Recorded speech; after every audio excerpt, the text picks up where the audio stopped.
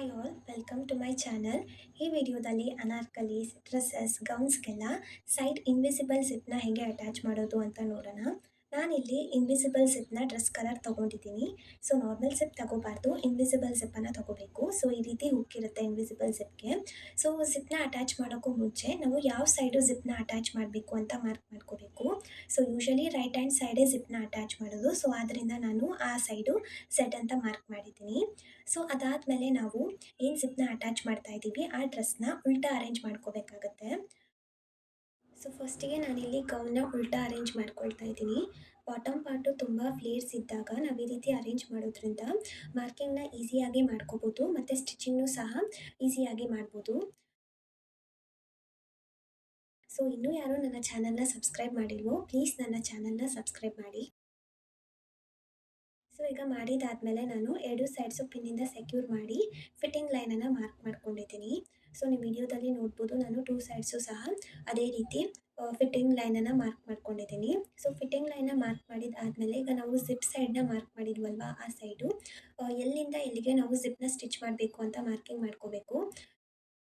So ನಾನಿಲ್ಲಿ ಆರ್ಮೋಲಿಂದ ವೆಸ್ಟಿಂದ ಕೆಳಗಡೆ 5 inch ತನಕ ಮಾರ್ಕ್ ಮಾಡ್ಕೊಂಡಿದ್ದೀನಿ. ಸೊ ಈಗ ಮಾರ್ಕ್ ಮಾಡಿದ ಆದಮೇಲೆ ಸೊ ಫಿಟ್ಟಿಂಗ್ ಲೈನಲ್ಲಿ ನಾವು ಎಷ್ಟು ಜಿಪ್ನ ಅಟ್ಯಾಚ್ ಮಾಡ್ತಾ ಇದ್ದೀವಿ ಅಷ್ಟುದ್ದ ಮಾತ್ರ ನಾವು ಬ್ಯಾಕ್ ಸೈಡು ಫಿಟ್ಟಿಂಗ್ ಲೈನ್ನ ಮಾರ್ಕ್ ಮಾಡ್ಕೋಬೇಕಾಗತ್ತೆ.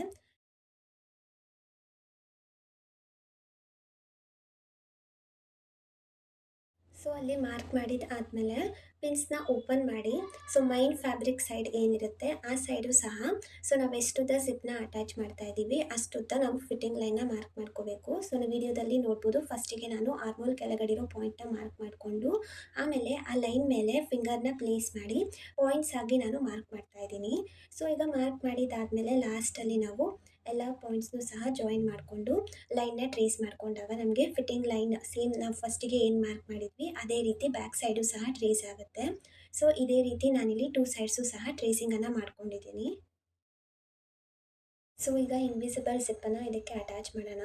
ಅಟ್ಯಾಚ್ ಮಾಡೋಕ್ಕೂ ಮುಂಚೆ ಜಿಪ್ನ ಎಂಡಿಂಗ್ ಪಾಯಿಂಟ್ ಏನಿರುತ್ತೆ ಆ ಪಾಯಿಂಟಲ್ಲಿ ನಾವು ಪಿನ್ನಿಂದ ಸೆಕ್ಯೂರ್ ಮಾಡ್ಕೋಬೇಕು, ಅಂದರೆ ಲಾಕ್ ಮಾಡಬೇಕಾಗತ್ತೆ. ಯಾಕಂದರೆ ಫೋರ್ಸಿಂದ ಜಿಪ್ನ ಓಪನ್ ಮಾಡಿದಾಗ ಔಟ್ಸೈಡ್ ಬರೋ ಚಾನ್ಸಸ್ ಇರುತ್ತೆ, ಅದರಿಂದ ಸೆಕ್ಯೂರ್ ಮಾಡ್ಕೋಬೇಕು. ಸೊ ಈಗ ಸೆಕ್ಯೂರ್ ಮಾಡಿದ ಆದಮೇಲೆ ಜಿಪ್ನ ಉಲ್ಟಾವಾಗಿ ಇಟ್ಕೊಳ್ಬೇಕಾಗತ್ತೆ ನೀವು ಅಟ್ಯಾಚ್ ಮಾಡೋಕ್ಕೂ ಮುಂಚೆ. ಸೊ ಈ ರೀತಿ ಲೈನ್ ಟ್ರೇಸಿಂಗ್ ಏನು ಮಾಡಿದ್ದೀವಿ ಅದ್ರ ಮೇಲೆ ಉಲ್ಟಾ ಪ್ಲೇಸ್ ಮಾಡ್ಕೊಂಡಾಗ ನಮಗೆ ಗೊತ್ತಾಗುತ್ತೆ ಯಾವ ಸೈಡು ಯಾವ ಜಿಪ್ ಬರುತ್ತೆ ಅಂತ. ಸೊ ಇಲ್ಲಿ ನೀವು ನೋಡ್ಬೋದು, ಸೊ ಉಲ್ಟಾ ಇಟ್ಕೊಂಡಾಗ ಬಂದಂತಹ ಸೈಡ್ನ ನಾನು ಫಸ್ಟಿಗೆ ಪ್ಲೇಸ್ ಮಾಡ್ಕೊಂಡಿದ್ದೀನಿ. ಸೊ ಪ್ಲೇಸ್ ಮಾಡಿಕೊಂಡು ಆ ಲೈನ್ ಮೇಲೇ ಜಿಪ್ನ ಪ್ಲೇಸ್ ಮಾಡಿ ನೀಟಾಗಿ ಪಿನ್ನಿಂದ ಸೆಕ್ಯೂರ್ ಮಾಡ್ಕೋಬೇಕು. ಸೊ ಆಗ ನಮಗೆ ಸ್ಟಿಚಿಂಗ್ ಮಾಡೋವಾಗ ಈಸಿ ಆಗುತ್ತೆ. ಸೆಕ್ಯೂರ್ ಮಾಡಿದ ಆದಮೇಲೆ ಸೊ ಆ ಜಿಪ್ ಏನಿರುತ್ತೆ ಆ ಜಿಪ್ನ ನಾವು ಈ ರೀತಿ ಪುಲ್ ಮಾಡಬೇಕಾಗತ್ತೆ ಔಟ್ಸೈಡ್ಗೆ. ಸೊ ಔಟ್ಸೈಡ್ಗೆ ಪುಲ್ ಮಾಡಿ ಸಿಂಗಲ್ ಫುಟ್ಟಿಂದ ಸ್ಟಿಚ್ ಮಾಡ್ಕೋಬೇಕು. ಸೊ ನೋಡ್ಕೊಳ್ಳಿ ಯಾವ ಸೈಡ್ಗೂ ಯಾವ ಜಿಪ್ ಕಡೆ ಸಿಂಗಲ್ ಫುಟ್ನ ಅಟ್ಯಾಚ್ ಮಾಡ್ಕೊಂಡಾಗ ಸ್ಟಿಚ್ ಮಾಡೋದಕ್ಕೆ ಈಸಿ ಆಗುತ್ತೆ ಅಂತ. ಸೊ ಆ ಸೈಡ್ದು ನಾನು ಸಿಂಗಲ್ ಫುಟ್ನ ಇಲ್ಲಿ ಅಟ್ಯಾಚ್ ಮಾಡಿಕೊಂಡು ಸ್ಟಿಚ್ ಮಾಡ್ಕೊಂಡಿದ್ದೀನಿ. ಸೊ ಫಸ್ಟಿಗೆ ಲಾಕ್ ಸ್ಟಿಚನ್ನು ಹಾಕಿ ಮತ್ತು ಎಂಡಿಂಗಲ್ಲೂ ಸಹ ಲಾಕ್ ಸ್ಟಿಚನ್ನು ಹಾಕ್ಕೊಂಡು ಸ್ಟಿಚ್ ಮಾಡ್ಕೋಬೇಕು. ಸೊ ಒಂದು ಸ್ಟಿಚಿಂಗ್ ಕಂಪ್ಲೀಟ್ ಆದಮೇಲೆ ನಾವು ಜಿಪ್ನ ಹಾಕಿ ನೋಡಬೇಕಾಗತ್ತೆ, ಯಾಕಂದರೆ ಸ್ಟಿಚಿಂಗ್ ಕರೆಕ್ಟಾಗಿ ಬಂದಿದೆಯಾ ಅಂತ. ಆಮೇಲೆ ನಾವಿಲ್ಲಿ ಪಾಯಿಂಟ್ಸ್ನ ಮಾರ್ಕ್ ಮಾಡ್ಕೋಬೇಕಾಗತ್ತೆ. ಸೊ ಜಿಪ್ನ ನಾವು ಹಾಕಿದಾದ್ಮೇಲೆ ಸ್ಟಾರ್ಟಿಂಗ್ ಮತ್ತು ಎಂಡಿಂಗ್ ಪಾಯಿಂಟ್ಸ್ ನಾವೇನು ಮಾರ್ಕ್ ಮಾಡಿದ್ವಿ ಅದನ್ನು ನಾವು ಜಿಪ್ನ ಇನ್ನೊಂದು ಸೈಡ್ ಮೇಲೂ ಸಹ ಟ್ರೇಸ್ ಮಾಡ್ಕೋಬೇಕು.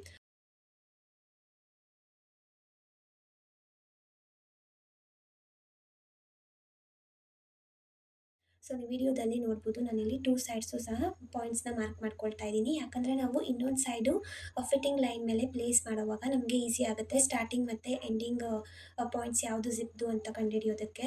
ಸೊ ಈಗ ನಾನು ಅದ್ರ ಮೇಲೇ ನೀಟಾಗಿ ಫಸ್ಟ್ ಪಾರ್ಟಿಗೆ ಪ್ಲೇಸ್ ಮಾಡಿದೆ, ಅದೇ ರೀತಿ ಲೈನ್ ಮೇಲೆ ಪ್ಲೇಸ್ ಮಾಡಿಕೊಂಡು ಪಿನ್ನಿಂದ ಸೆಕ್ಯೂರ್ ಮಾಡ್ಕೊಂಡಿದ್ದೀನಿ. ಮತ್ತು ಅದರದ್ದು ಸೈಡು ಸಿಂಗಲ್ ಫುಟ್ನ ನಾವು ಮಿಷಿನಲ್ಲಿ ಅಟ್ಯಾಚ್ ಮಾಡಿಕೊಂಡು ಸ್ಟಿಚ್ ಮಾಡ್ಕೋಬೇಕಾಗತ್ತೆ.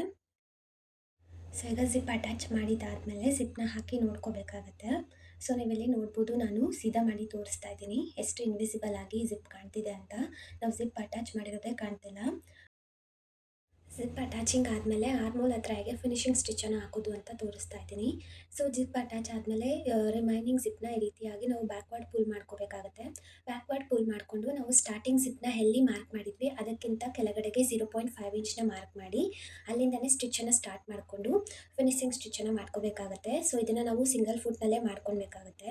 ಸೊ ನಾವು ಸ್ಟಾರ್ಟಿಂಗಲ್ಲಿ ಜಿಪ್‌ನ ಸ್ಟಿಚಿಂಗ್ ಎಲ್ಲಿ ಮಾಡಿರ್ತೀವಿ, ಅಲ್ಲಿಂದ 0.5 ಇಂಚ್ ಕೆಳಗಡೆಯಿಂದ ಸ್ಟಿಚಿಂಗನ್ನು ಸ್ಟಾರ್ಟ್ ಮಾಡಿ, ಫಿನಿಶಿಂಗ್ ಸ್ಟಿಚ್ ಮೇಲೆನೇ ಸ್ಟಿಚಿಂಗನ್ನು ಮಾಡ್ಕೋಬೇಕು. ಮತ್ತು ಎಕ್ಸ್ಟ್ರಾ ರಿಮೈನಿಂಗ್ ಜಿಪ್‌ನ ಕಟ್ ಮಾಡ್ಕೋಬೇಕಾಗತ್ತೆ.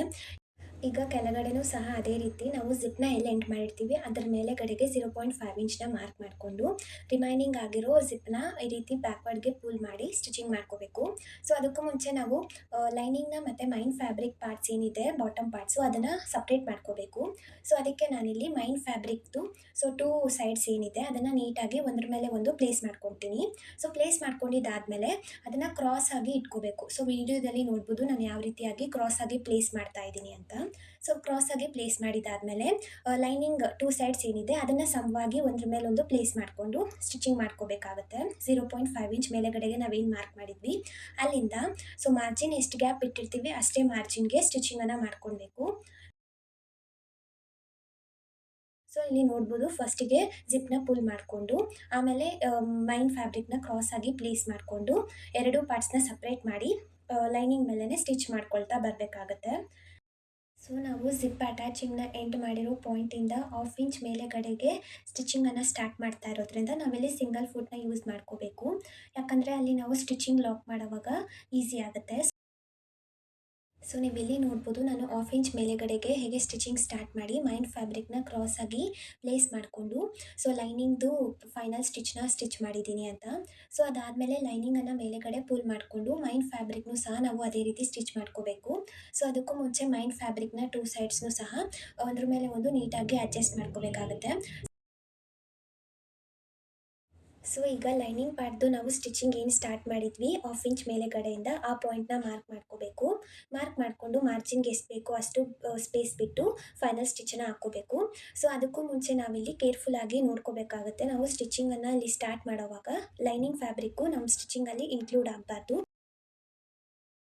ಸೊ ಲೈನಿಂಗ್ ಎಂಡ್ ಮಾಡಿರೋ ಪಾಯಿಂಟಿಂದ ಸೇಮ್ ಸಿಂಗಲ್ ಫುಟ್ ಹೆಲ್ಪ್ನಿಂದನೇ ಸ್ಟಿಚಿಂಗನ್ನು ಸ್ಟಾರ್ಟ್ ಮಾಡಿಕೊಂಡು ಸೊ ಫೈನಲ್ ಸ್ಟಿಚ್ಚನ್ನು ಹಾಕ್ಕೊಳ್ಬೇಕಾಗತ್ತೆ. ಸೊ ಈಗ ಸ್ಟಿಚಿಂಗ್ ಕಂಪ್ಲೀಟ್ ಆದಮೇಲೆ ನಾನಿಲ್ಲಿ ತೋರಿಸ್ತಾ ಇದ್ದೀನಿ. ನಾನು ಸ್ಟಿಚ್ ಮಾಡಿದಾಗ ಯಾವುದೇ ರೀತಿಯಾದಂತಹ ಲೈನಿಂಗನ್ನು ಮೈನ್ ಫ್ಯಾಬ್ರಿಕ್ ಜೊತೆಗೆ ಸೇರಿಸ್ಕೊಂಡು ಸ್ಟಿಚ್ ಮಾಡಿಲ್ಲ. ಸೊ ನಾವು ಸ್ಟಿಚ್ ಮಾಡುವಾಗ ಕೇರ್ಫುಲ್ಲಾಗಿ ನೋಡ್ಕೋಬೇಕು. ಲೈನಿಂಗ್‌ನ ಮತ್ತು ಮೈನ್ ಫ್ಯಾಬ್ರಿಕ್‌ನ ಸಪ್ರೇಟ್ ಮಾಡಿ ಸ್ಟಿಚ್ ಮಾಡ್ಕೋಬೇಕಾಗತ್ತೆ. ಸೊ ಈ ರೀತಿಯಾಗಿ ಮಾಡೋದ್ರಿಂದ ನಮಗೆ ಫಿನಿಶಿಂಗ್ ಅನ್ನೋದು ಪರ್ಫೆಕ್ಟಾಗಿ ಬರುತ್ತೆ. ಮತ್ತೀಗ ಇನ್ವಿಸಿಬಲ್ ಜಿಪ್ ಅನ್ನೋದು ಈಸಿಯಾಗಿ ಅಟ್ಯಾಚ್ ಆಯಿತು. ಸೊ ನಾನಿಲ್ಲಿ ಸೀದಾ ಮಾಡಿ ತೋರಿಸ್ತಾ ಇದ್ದೀನಿ. ನೀವು ನೋಡ್ಬೋದು ಇನ್ವಿಸಿಬಲ್ ಜಿಪ್ ಅನ್ನೋದು ಹೇಗೆ ಸ್ಟಿಚ್ ಆಗಿದೆ ಅಂತ. ಸೊ ನಾವು ಈಸಿಯಾಗಿ ಸ್ಟಿಚ್ ಮಾಡ್ಕೋಬೋದು. ಬಾಟಮ್ ಹತ್ರನೂ ಅಷ್ಟೇ ಲೈನಿಂಗ್‌ನ ಮತ್ತು ಮೈನ್ ಫ್ಯಾಬ್ರಿಕ್‌ನ ಎರಡನ್ನೂ ಸಹ ಸಪ್ರೇಟ್ ಮಾಡಿಕೊಂಡು ಈ ರೀತಿ ಜಿಪ್ಪನ್ನು ಸ್ಟಿಚ್ ಮಾಡೋದ್ರಿಂದ ಪರ್ಫೆಕ್ಟ್ ಫಿನಿಶಿಂಗ್ ಅನ್ನೋದು ಬರುತ್ತೆ. ಈಗ ಇನ್ನೊಂದು ಸೈಡ್‌ನು ಹೇಗೆ ಸ್ಟಿಚ್ ಮಾಡೋದು ಅಂತ ನೋಡೋಣ. ಸೊ ಫಸ್ಟಿಗೆ ನಾವು ಫಿಟ್ಟಿಂಗ್ ಲೈನ್‌ನ ಏನು ಮಾರ್ಕ್ ಮಾಡಿದ್ವಿ ಅದ್ರ ಮೇಲೆ ಕಡೆಗೆ ಸ್ಟಿಚ್ಚನ್ನು ಹಾಕ್ಕೊಬರ್ಬೇಕಾಗತ್ತೆ. ಸೊ ನಾವಲ್ಲಿ ಎಷ್ಟು ಜಿಪ್‌ನ ಸ್ಟಿಚ್ ಮಾಡಿದ್ವೋ ಅದೇ ಲೆಂತ್‌ಗೆ ಇಲ್ಲಿ ಮಾರ್ಕ್ ಮಾಡ್ಕೊಂಡಿದ್ದೀನಿ. ಆ ಲೆಂತ್ ಗಂಟ ಮಾತ್ರ ನಾವು ಫಿನಿಶಿಂಗ್ ಸ್ಟಿಚ್ಚನ್ನು ಹಾಕ್ಕೊಳ್ಬೇಕು. ಸೊ ಇಲ್ಲಿ ನೋಡ್ಬೋದು ನೀವು ನಾನು ಬರ್ತಾ ಬರ್ತಾ ಈ ರೀತಿ ಕ್ರಾಸ್ ಆಗಿ ಸ್ಟಿಚಿಂಗನ್ನು ಮಾಡ್ಕೊಂಡಿದ್ದೀನಿ. ಯಾಕಂದರೆ ನಾವು ಫ್ಯೂಚರ್ ಯೂಸ್‌ಗೂ ಸಹ ಸ್ಟಿಚಿಂಗನ್ನು ರಿಮೂವ್ ಮಾಡ್ಕೋಬೋದು. ಸೊ ಈಗ ಕೆಳಗಡೆ ಬಾಟಮ್ ಹತ್ರ ನಾನು ಲೈನಿಂಗ್‌ನ ಮತ್ತು ಮೈನ್ ಫ್ಯಾಬ್ರಿಕ್‌ನ ಸಪ್ರೇಟ್ ಮಾಡೋದಕ್ಕೆ ಸೇಮ್ ನಾವು ಜಿಪ್ ಅಟ್ಯಾಚ್ ಮಾಡೋವಾಗ ಏನು ಮಾಡಿದ್ವಿ ಅದೇ ರೀತಿ ಮೈನ್ ಫ್ಯಾಬ್ರಿಕ್ 2 ಸೈಡ್ಸ್‌ನು ಸಹ ಒಂದ್ರ ಮೇಲೆ ಒಂದು ಅಡ್ಜಸ್ಟ್ ಮಾಡಿಕೊಂಡು ಕ್ರಾಸ್ ಆಗಿ ಪ್ಲೇಸ್ ಮಾಡಿ, ಲೈನಿಂಗ್ ಫ್ಯಾಬ್ರಿಕ್‌ನ ಅದ್ರ ಮೇಲೆ ಪ್ಲೇಸ್ ಮಾಡಿಕೊಂಡು ಮಾರ್ಜಿನ್ ಎಷ್ಟಿದೆಯೋ ಅಷ್ಟು ಗ್ಯಾಪ್ ಬಿಟ್ಟು ಮೇಲೆಗಡೆ ಸ್ಟಿಚ್ಚಿಂದ ಕೆಳಗಡೆ ಗಂಟ ಫಿನಿಶಿಂಗ್ ಸ್ಟಿಚ್ಚನ್ನು ಹಾಕ್ಕೊಳ್ತಾ ಬರ್ತೀನಿ. ಸೊ ಈಗ ಸ್ಟಿಚಿಂಗ್ ಕಂಪ್ಲೀಟ್ ಆದಮೇಲೆ ಲೈನಿಂಗ್ ಪಾರ್ಟ್ ಏನಿದೆ ಅದನ್ನು ನಾನು ಈ ರೀತಿಯಾಗಿ ಮೇಲೆಗಡೆಗೆ ಪುಲ್ ಮಾಡ್ಕೊಳ್ತಾ ಇದ್ದೀನಿ. ಸೊ ಪುಲ್ ಮಾಡಿಕೊಂಡು ನಾವು ಜಿಪ್ ಸೈಡ್ ಮೈನ್ ಫ್ಯಾಬ್ರಿಕ್‌ನ ಹೇಗೆ ಸ್ಟಿಚ್ ಮಾಡಿದ್ವಿ ಅದೇ ರೀತಿ ಇಲ್ಲೂ ಸಹ ಸ್ಟಿಚ್ ಮಾಡ್ಕೊಳ್ಳೋದು. ಸೊ ಅದಕ್ಕೆ ನಾವು ಮೈನ್ ಫ್ಯಾಬ್ರಿಕ್‌ನ 2 ಸೈಡ್ಸ್ ಏನಿದೆ ಅದನ್ನು ನೀಟಾಗಿ ಅಡ್ಜಸ್ಟ್ ಮಾಡ್ಕೋಬೇಕು ಒಂದ್ರ ಮೇಲೆ ಒಂದು. ಸೊ ಒಂದ್ರ ಮೇಲೆ ಒಂದು ಪ್ಲೇಸ್ ಮಾಡ್ಕೊಂಡಿದ್ದು ಆದಮೇಲೆ ನಾವಿಲ್ಲೇನು ಲೈನಿಂಗ್ ಪಾರ್ಟ್‌ದು ಸ್ಟಿಚಿಂಗನ್ನು ಸ್ಟಾರ್ಟ್ ಮಾಡಿದ್ವಲ್ಲ, ಸೊ ಆ ಪಾಯಿಂಟನ್ನ ಮಾರ್ಕ್ ಮಾಡ್ಕೋಬೇಕು. ಅಂದರೆ ಇಲ್ಲಿ ಕ್ರಾಸ್ ಆಗಿ ಬಂದಿದೆಯಲ್ಲ, ಆ ಪಾಯಿಂಟ್ ಮೇಲೆಗಡೆಗೆ ಸ್ಟ್ರೈಟಾಗಿ ಎಲ್ಲಿ ಜಾಯಿನ್ ಆಗಿದೆ, ಅಲ್ಲಿ ಒಂದು ಮಾರ್ಕಿಂಗನ್ನು ಮಾಡಿಕೊಂಡು ಅಲ್ಲಿಂದ ಸ್ಟ್ರೈಟಾಗಿ ಮಾರ್ಜಿನ್ ಗ್ಯಾಪ್ ಬಿಟ್ಟು ಸ್ಟ್ರೈಟಾಗಿ ಲೈನನ್ನು ಡ್ರಾ ಮಾಡ್ಕೋಬೇಕಾಗತ್ತೆ. ಮತ್ತು ಸ್ಟಿಚಿಂಗನ್ನು ಅಲ್ಲಿಂದ ಸ್ಟಾರ್ಟ್ ಮಾಡಿ ಆ ಲೈನ್ ಮೇಲೆಯೇ ಫಿನಿಶಿಂಗ್ ಸ್ಟಿಚ್ಚನ್ನು 2 ಪಾರ್ಟ್ಸನ್ನು ಅಡ್ಜಸ್ಟ್ ಮಾಡಿಕೊಂಡು ಸ್ಟಿಚ್ ಮಾಡ್ಕೋಬೇಕು. ಸೊ ಆಗ ನಮ್ಮದು ಮೈನ್ ಫ್ಯಾಬ್ರಿಕ್‌ದು ಅಟ್ಯಾಚ್‌ಮೆಂಟ್ ಅನ್ನೋದು ಕಂಪ್ಲೀಟ್ ಆಗುತ್ತೆ. ಸೊ ಈಗ ಸ್ಟಿಚಿಂಗ್ ಕಂಪ್ಲೀಟ್ ಆಗಿದೆ. ನೀವು ನೋಡ್ಬೋದು ಸೇಮ್ ಅದೇ ರೀತಿ ನಾವು ಜಿಪ್ ಸೈಡ್ ಹೇಗೆ ಅಟ್ಯಾಚ್ ಮಾಡಿದ್ವಿ ಅದೇ ರೀತಿ ಇದನ್ನು ಸಹ ಅಟ್ಯಾಚ್ ಮಾಡೋದು. ಮತ್ತು ಇಲ್ಲಿ ಸ್ಟಿಚಿಂಗ್ ಮಾಡುವಾಗ ಕೇರ್ಫುಲ್ಲಾಗಿ ನೋಡ್ಕೋಬೇಕು. ಲೈನಿಂಗು ಮೈನ್ ಫ್ಯಾಬ್ರಿಕ್ ಸ್ಟಿಚಿಂಗ್ ಜೊತೆಗೆ ಸೇರ್ಕೋಬಾರ್ದು. ಯಾಕಂದರೆ ನಾವು ಮೇಲೆಗಡೆ ನೋಡ್ಕೊಳ್ತೀವಿ, ಬ್ಯಾಕ್ ಸೈಡು ನಮಗೆ ಗೊತ್ತಾಗೋದಿಲ್ಲ ಲೈನಿಂಗ್ ಬಂದ್ಬಿಡುತ್ತೆ. ಸೊ ಆಗ ಅದು ಕೇರ್ಫುಲ್ಲಾಗಿ ಇದು ಮಾಡಿಕೊಂಡು ಸ್ಟಿಚಿಂಗ್ ಮಾಡಿಕೊಂಡು ಲಾಕ್ ಸ್ಟಿಚನ್ನು ಅಲ್ಲಿ ಹಾಕಿ ನೀಟಾಗಿ ಸ್ಟ್ರೈಟಾಗಿ ಫಿನಿಶಿಂಗ್ ಸ್ಟಿಚನ್ನು ಹಾಕೋಬೇಕು. ಟೂ ಸೈಡ್ಸ್‌ದು ಸ್ಟಿಚಿಂಗ್ ಕಂಪ್ಲೀಟ್ ಆಗಿದೆ. Thank you for watching. ಇನ್ನೂ ಯಾರೂ ನನ್ನ ಚಾನಲ್‌ನ ಸಬ್ಸ್ಕ್ರೈಬ್ ಮಾಡಿಲ್ಲೋ ಪ್ಲೀಸ್ ನನ್ನ ಚಾನಲ್‌ನ ಸಬ್ಸ್ಕ್ರೈಬ್ ಮಾಡಿ. ಈ ವಿಡಿಯೋ ನಿಮಗೆ ಇಷ್ಟ ಆಗಿದ್ರೆ ಪ್ಲೀಸ್ ಲೈಕ್ ಮಾಡಿ.